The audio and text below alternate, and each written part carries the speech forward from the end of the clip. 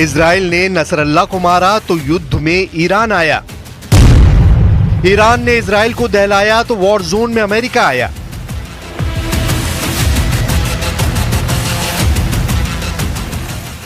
America के युद्ध में आते ही क्या पुतिन ने खाड़ी में दी दस्तक?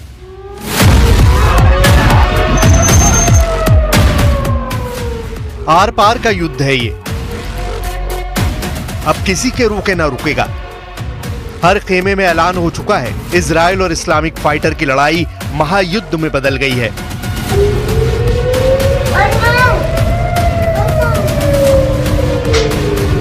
भीषण हमले शुरू हो चुके हैं, हाइपरसोनिक मिसाइल फट रही हैं। जैसे लेबनान दहल रहा है, वैसे ही इजराइल में कोहराम मचा है। ईरान के हमले के बाद इस युद्ध में अमेरिका ने भी दमदार एंट्री कर ली है।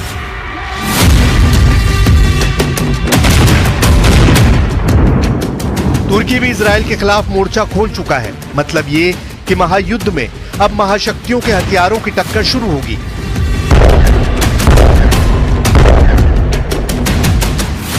इजराइल को 181 फतेह मिसाइल हमले से दहलाने के बाद ईरान ने जो ऐलान किया है, उसने पूरी दुनिया को खतरे में डाल दिया है।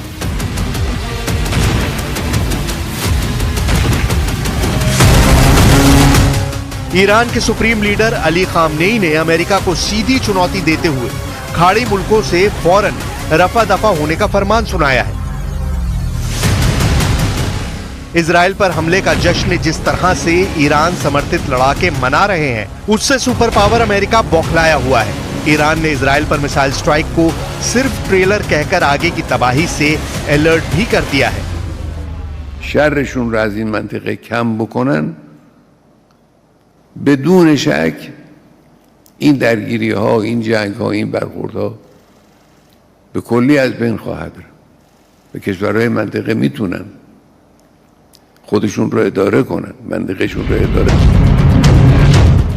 तेहरान के सीक्रेट लोकेशन से खामनेई के मैसेज आने भर की देर थी कि कई मुल्कों में हाई लेवल मीटिंग शुरू हो गई।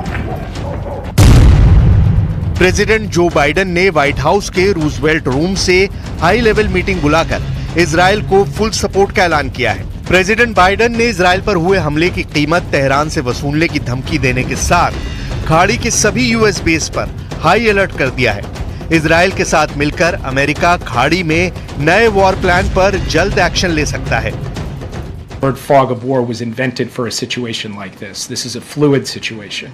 We will consult with the Israelis on next steps in terms of the response and how to deal with what Iran has just done, and we will continue to monitor for further threats and attacks from Iran and its proxies. America के open ऐलान के बाद भी Iran में जश्न का दौर जारी है। ईरान की सड़कों पर बैनर पोस्टर में युद्ध के लिए रेडी होने की धमकी दी जा रही है। मायने ये कि अब ईरान अपने सभी हिसाब चुकाने के मूड में है। लेकिन सुपर पावर से ईरान कितने दिन युद्ध कर पाएगा? अमेरिका के हथियारों की काट ईरान कहां से लाएगा? क्या ईरान अरब देशों के दम से अमेरिका इजराइल से युद्ध जीतने का भ्रम तो नहीं पाल रहा?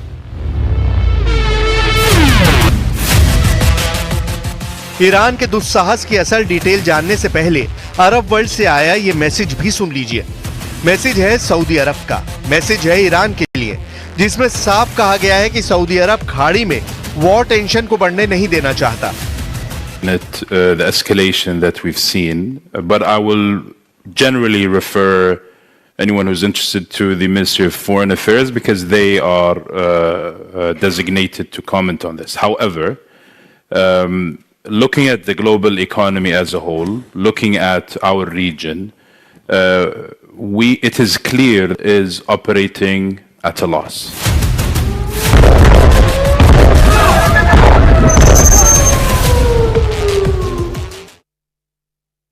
जिस तरह से इस युद्ध में सुपर पावर अमेरिका ने इजराइल का समर्थन किया है, उससे ये तुर्की भी घबराया हुआ है, क्योंकि तुर्की को डर है कि इजराइल का अगला टारगेट वो बन सकता है। सऊदी अरब से साफ कर दिया है कि वो किसी भी कीमत पर अरब की खाड़ी में वॉर की टेंशन को और नहीं बढ़ाना चाहता। सऊदी अरब का मैसेज ईरान के लिए अलार्म है, जबकि ताकतवर तुर्की भी अमेरिका के वॉर जोन में आने से दहल गया है। तुर्की के प्रेसिडेंट अर्दोआन को डर सता रहा है कि ईरान के बाद उनका ही नंबर है। तुर्की की मीडिया की रिपोर्ट के मुताबिक अर्दोआन ने अंकारा में अपने भाषण में ये डर बयां किया। अर्दोआन ने नेतन्याहू को डायरेक्ट धमकी देकर तुर्की को टारगेट बनाने से पहले 100 बार सोचने के लिए कहा है। İsrail'i durdurmalıdır. İslam dünyası aynı şekilde vatan savunmasında mutlaka Lübnan halkı ve hükümetinin yanında olmalıdır. Biz Türkiye ve Türk milleti olarak bu zor günlerinde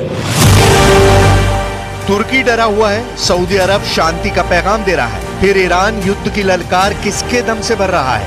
war zone में तहलका मचाने की शुरुआत इजराइल कैसे करता है, ये बेरूत की बर्बादी बताती है। ईरान की मिसाइल स्ट्राइक का जवाब इजराइल भयानक पलटवार करेगा, इसमें किसी को शक नहीं। तो क्या ईरान रूस और चीन के बैकअप से अमेरिका से भिड़ने जा रहा है? ईरान ने ऑपरेशन ट्रू प्रॉमिस 2 का जोखिम किसके कहने पर मोल लिया है? पश्चिमी मीडिया रिपोर्ट्स में इसको लेकर जो दावा किया जा रहा है वो बेहद डरावना है। रूस ने पश्चिम एशिया के युद्ध संकट का ठीकरा अमेरिका पर फोड़ दिया है। प्रेसिडेंट पुतिन ने बाइडेन को जमकर कोसा है। रूस के विदेश मंत्रालय की प्रवक्ता मारिया ज़खारोवा ने टेलीग्राम पोस्ट में दावा किया,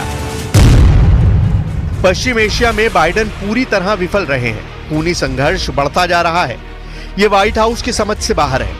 अमेरिका सिर्फ बयान से संकटों को हल करने में लगा है, जो उसके बस का नहीं।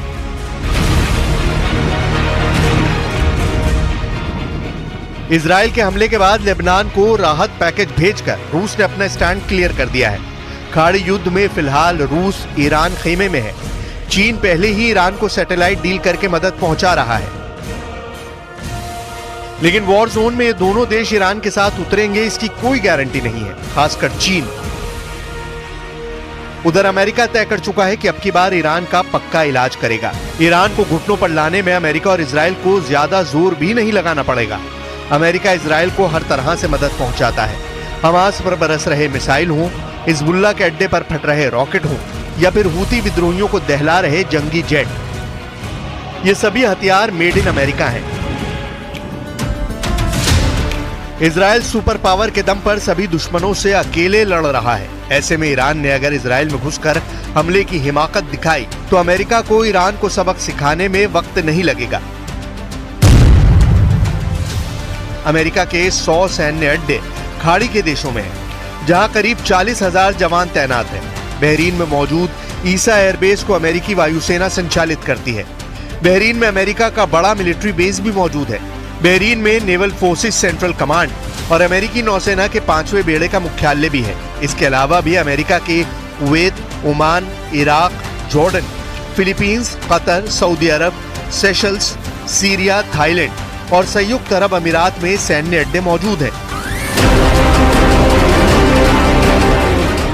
अमेरिका के जंगी बेड़े चलते फिरते परमाणु गोदाम है। यूएस नेवी के एयरक्राफ्ट कैरियर ऐसे न्यूक्लियर हथियारों से लैस रहते हैं जो किसी भी देश को पल भर में परमाणु धमाके का एहसास करा सकते हैं।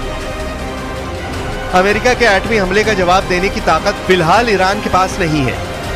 चीन जैसे मौकापरस्त दोस्त से ईरान को एटमी हथियार हासिल करने की हसरत कभी पूरी नहीं हो सकती। बचे पुतिन तो वो इस युद्ध के गेम चेंजर साबित हो सकते हैं, जिन्हें दुनिया मोस्ट पावरफुल लीडर कहती है।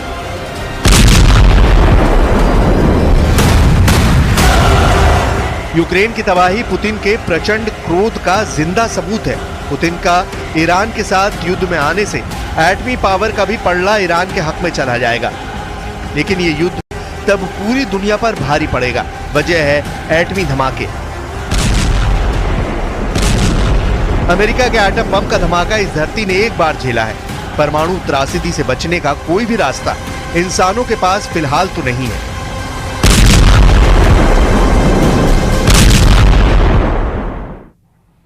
ईरान को जवाब देने से पहले इजराइल को ग्राउंड ऑपरेशन में बहुत बड़ा झटका लगा है। हिजबुल्लाह के खिलाफ क्या इजराइल ये युद्ध जीतेगा या फिर हारेगा? इन सवालों ने नेतन्याहू को तब परेशान कर दिया और इस वक्त इजराइल के एक साथ सैनिक 1 लाख सैनिक जो है लेबनान बॉर्डर पर खड़े हैं और पहले ही हमले में हिजबुल्लाह ने बड़ा झटका दे दिया है।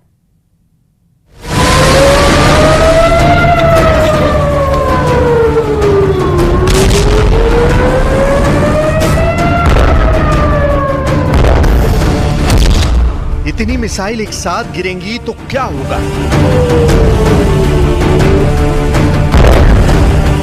ईरान के एक हमले ने 1 अक्टूबर को पूरी दुनिया को बदल कर रख दिया है। इतनी मिसाइल से एक साथ बचाएगा कौन? इतने बड़े हमले के बाद इजराइल के सामने सबसे बड़ा सवाल ये मिसाइल नहीं बल्कि नेतन्याहू के सामने इससे भी बड़ा चैलेंज खड़ा हो चुका है।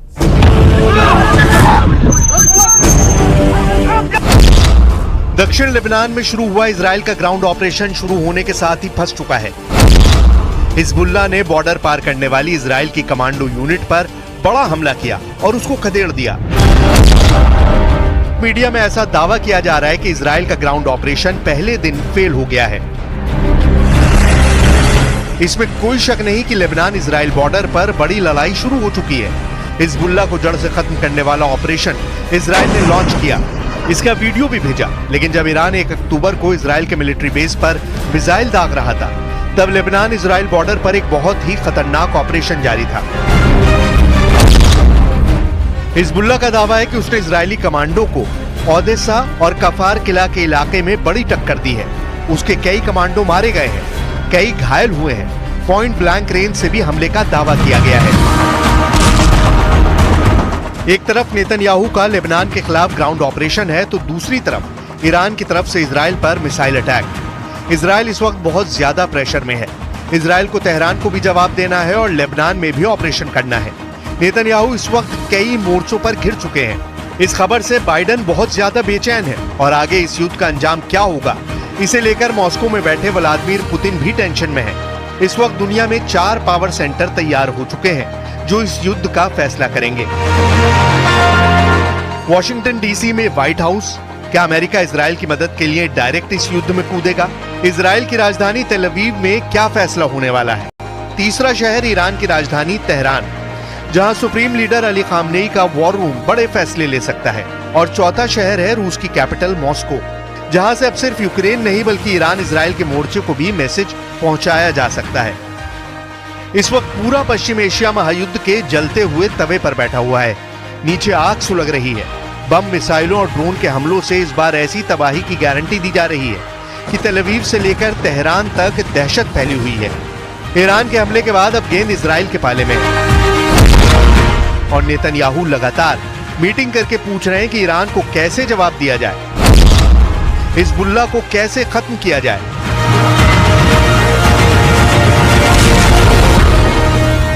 Y en el caso de Líbano insistimos en que la invasión terrestre debe detenerse, ya que han llegado informaciones muy preocupantes esta mañana, y España está firmemente comprometida con la aplicación de la resolución 1701 del Consejo de Seguridad de Naciones Unidas. Esta resolución sigue conteniendo a día de hoy todos los elementos necesarios para resolver esta crisis. 2024 में सितंबर का महीना पश्चिम Asia में नई आग लेकर आया, जब Beirut में हिजबुल्लाह चीफ हसन नसरल्लाह को इजराइल ने एयर स्ट्राइक में खत्म कर दिया। इसके बाद 1 अक्टूबर को ही ईरान ने इजराइल पर हमला कर दिया। सवाल है कि क्या इसी महीने अमेरिका और रूस भी इस युद्ध में कूदेंगे और महायुद्ध शुरू हो जाएगा? अगर अमेरिका इस युद्ध में कूदेंगे तो क्या होगा, ये बड़ा सवाल है। और क्या यही से तीसरे विश्व युद्ध की शुरुआत होगी? ये कई ऐसे सवाल हैं जिसका जवाब हर कोई जानना चाहता है। और इस वक्त दुनिया अलग खेमों में बटी हुई है और अलग अलग मोर्चे पर युद्ध भी लड़े जा रहे हैं।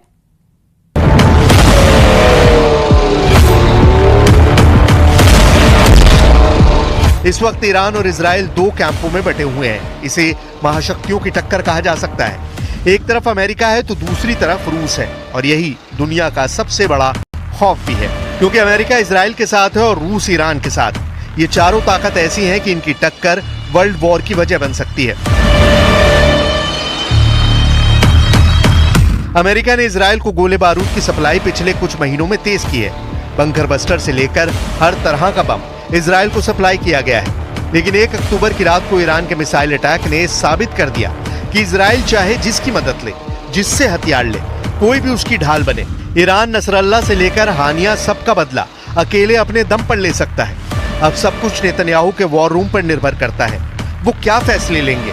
क्या इजराइल कुछ बड़ा करने की सोच रहा है? क्योंकि इजराइल के सामने चुनौती सिर्फ ईरान नहीं बल्कि 4 मैदान है जहां युद्ध एक्टिव मोड में चल रहा है। पहला फ्रंट गजा है जहां इजराइल हमास से लड़ रहा है। दूसरा फ्रंट लेबनान है जहां इजराइल हिजबुल्लाह से लड़ रहा है। तीसरा फ्रंट यमन है जहां इजराइल हूती के अड्डों पर बमबारी कर चुका है। अब चौथा फ्रंट इराक बन सकता है क्योंकि इराक में ईरान के समर्थन वाला मिलिशिया गुट हशद अल शाबी भी एक्टिव हो गया है। जब ईरान की मिसाइल इजराइल पर गिर रही थी तभी यमन में भी हूती अपनी कुद्स 5 मिसाइल इजराइल पर फायर कर रहे थे। इन्नल क़ुव्वातिल मुसल्लहतल यमनिया तुबारिकु अमलियतल वअद अस्सादिक़ ईरानियत अत्थानिया ضد العدو الإسرائيلي وتؤكد استعدادها للمشاركة في أي عمليات عسكرية مشتركة ضد العدو الإسرائيلي انتصارا للشعبين الفلسطيني واللبناني وردا على أي عدوان إسرائيلي يطال جبهات الإسناد। मोर्चे बढ़ने से इजराइल के ग्राउंड ऑपरेशन की कामयाबी पर सवाल उठने लगे हैं। 1 अक्टूबर की रात ईरान के मिसाइल अटैक ने इजराइल के ग्राउंड ऑपरेशन को मुश्किल में डाल दिया है। अमेरिका को भी खतरा है कि इजराइल का हाल फिर वर्ष 2000 और 2006 जैसा ना हो। अमेरिका पहले भी कह चुका है कि वो नहीं चाहता कि गाजा के अलावा इजराइल किसी दूसरे फ्रंट पर लड़ने के लिए मजबूर हो जाए। Well, I think it's certainly not very realistic because that was the claim in 2006 with the other war on Hezbollah in the south of Lebanon, and it took almost a month to get ceasefire and end of the aggression on both sides. So I think it's going to take a long time, particularly that ground invasion will involve element of Hezbollah who are very well trained in guerrilla warfare. 2006 में Hezbollah इतना मजबूत नहीं था, लेकिन उसने अपने दम पर इजराइल को सीज फायर के लिए मजबूर कर दिया था। यही वजह है कि इजराइल अमेरिका से इस बार भी पूरा बैकअप चाहता है। नेतन्याहू लेबनान में घुसकर हिजबुल्लाह को कोने कोने से खत्म करना चाहते हैं। इसे आप नेतन्याहू का ऑपरेशन ऑल आउट भी कह सकते हैं। लेकिन इससे पहले ही ईरान ने कर दी इजराइल पर सर्जिकल मिसाइल स्ट्राइक। सवाल ये भी है कि क्या इजराइल हिजबुल्लाह के खिलाफ युद्ध को इतनी आसानी से जीत सकता है, जबकि इससे पहले वो 2 बार फेल हो चुका है। Israel is triumphant with the success of its